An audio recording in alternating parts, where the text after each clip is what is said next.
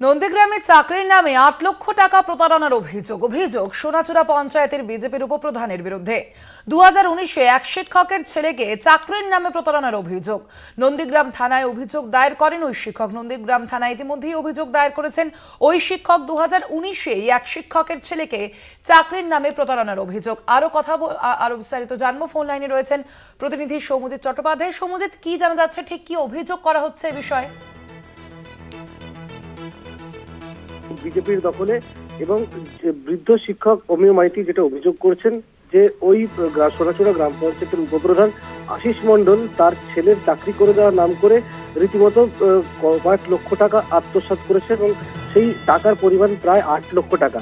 সেই ৮ লক্ষ সেই উপপ্রধান যেটা জানিয়েছিলেন, তার সাথে জেলা পরিষদের অনেকের সাথে পরিচয় রয়েছে এবং বড় বড় সাহেবদেরও পরিচয় রয়েছে, তিনি চাকরি করে দেবেন এমনটাই কিন্তু বলে দফায় দফায় কিন্তু ৮ লক্ষ টাকা নেন।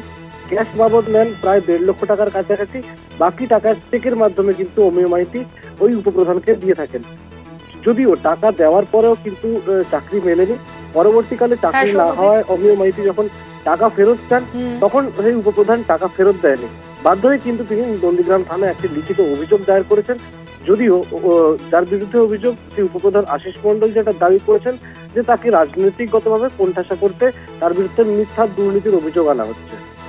ধন্যবাদ তোমায়। আমরা কথা বলছিলাম, ফোন লাইনে ছিলেন প্রতিনিধি সৌমজিৎ চট্টোপাধ্যায়।